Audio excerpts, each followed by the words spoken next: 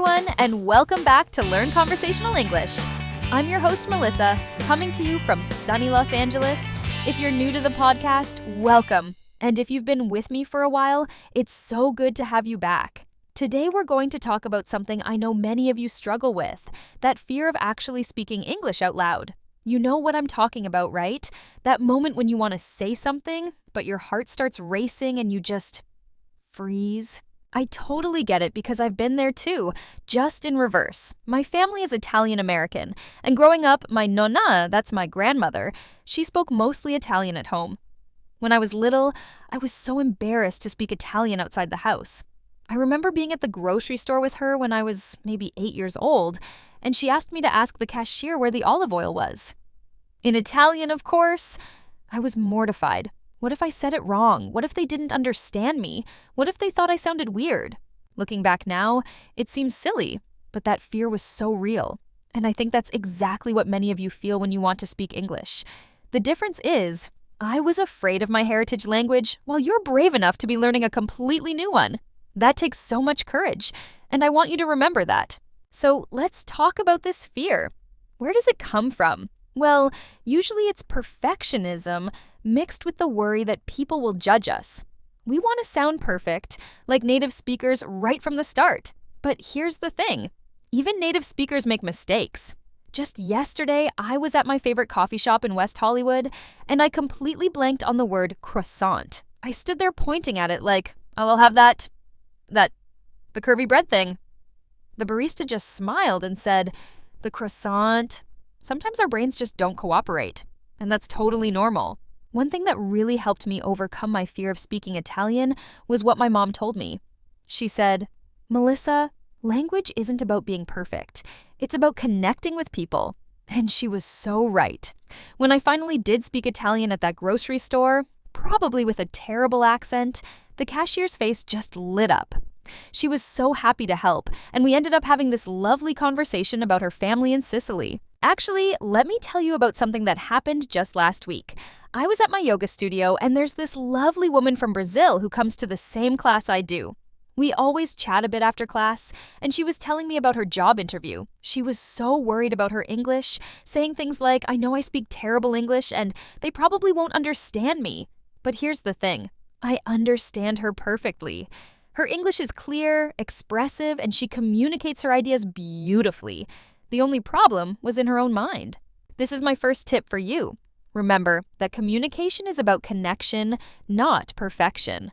When you speak English, people aren't judging your grammar or your accent. They're trying to understand what you want to say, and most people are really patient and helpful.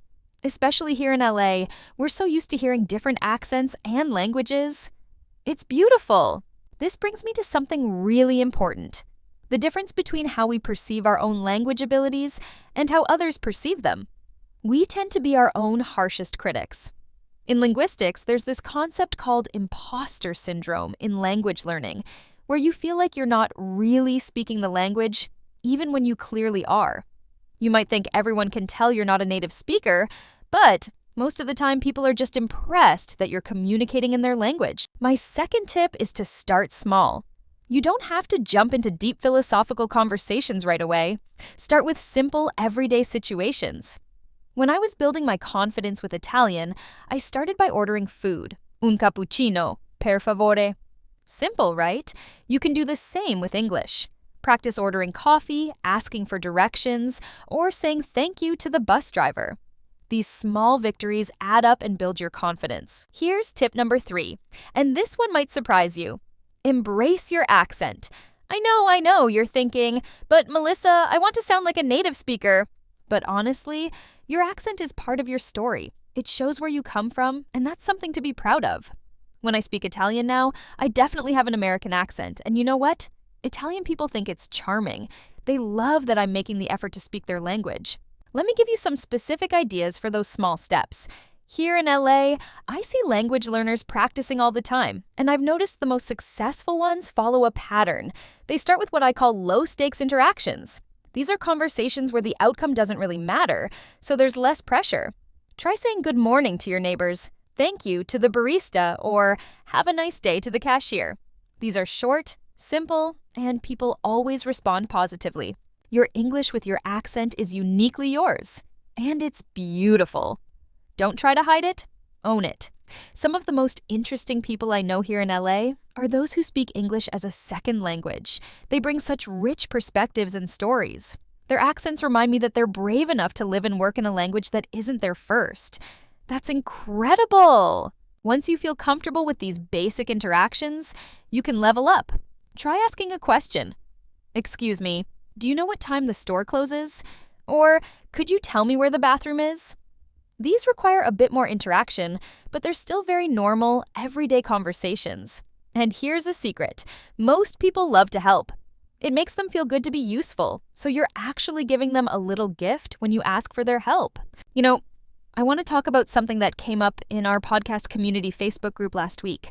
Someone asked, "Will I lose my cultural identity if I speak English too well?" This question really touched my heart because it shows how deeply language is connected to who we are.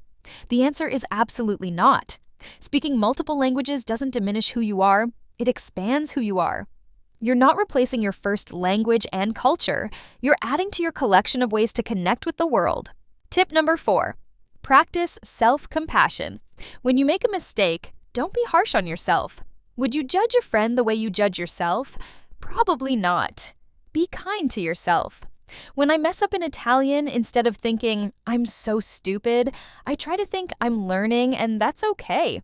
It's a process, and every mistake is just part of the journey. Think about it this way. When I learned to speak Italian better, did I become less American? Of course not. I became an American who could also connect with Italian culture. When you improve your English, you become a person from your beautiful country who can also connect with English speakers around the world. That's not losing identity. That's gaining superpowers. You get to be a bridge between cultures, and that's something really special. And here's my 5th and final tip. Find your comfort zone, then gently step out of it. Maybe your comfort zone is listening to English podcasts, which is great. That's why you're here. But maybe once a week, try speaking out loud while you listen. Repeat sentences, answer questions I ask, even if it's just to your empty living room. Then maybe try speaking to yourself in the mirror. It sounds silly, but it really works. Next, maybe you try speaking to a friendly cashier or asking someone for directions. Each step gets a little easier, I promise. It's like building a muscle. The more you use it, the stronger it gets. And just like when I finally felt comfortable ordering gelato in Italian from my nonna's favorite shop in Little Italy, you'll have those breakthrough moments too. I want you to remember something. You're not just learning English, you're growing as a person. You're becoming someone who can communicate across cultures, who can connect with people from different backgrounds. That's a superpower. Every time you speak English, even if it's not perfect, you're showing incredible courage and determination. Now, let me share some practical ways to find English speaking opportunities right where you are. First, look for language exchange groups in your community. Many cities have meetups where English learners and native speakers get together just to practice.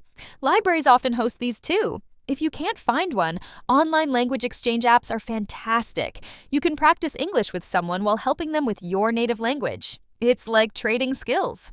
Before we wrap up, I want to share one more story. Last month, I was at the farmer's market here in LA, and I met this woman from Korea who was clearly nervous about speaking English. She was trying to ask the vendor about the strawberries, but she kept apologizing for her English. Her English was actually really good, but I could see that familiar fear in her eyes. I smiled at her and said, "Your English is great. I'm actually learning Korean, and I'm terrified to speak it." We ended up having this wonderful conversation about language learning, and she left with such a big smile on her face. And don't underestimate the power of technology for practice. Record yourself speaking. I know it feels weird at first, but it's incredibly helpful. Start by reading a paragraph from a book out loud, then listen back. You'll be surprised at how good your English actually sounds. You can also use voice-to-text features on your phone. If your phone can understand what you're saying and write it correctly, then your pronunciation is pretty clear. It's like having a little pronunciation test in your pocket. That's what I want for all of you, to find that confidence, that joy in communication. Your English journey is unique and valuable, and I'm so proud of each one of you for being here, for listening, for trying. You're doing amazing, even when it doesn't feel like it. I also want to talk about something that happens to every language learner. Those days when you feel like you're going backward instead of forward. Maybe someone didn't understand you, or you couldn't remember a word you knew yesterday, or you felt embarrassed about a mistake. These moments are completely normal. I call them language learning weather.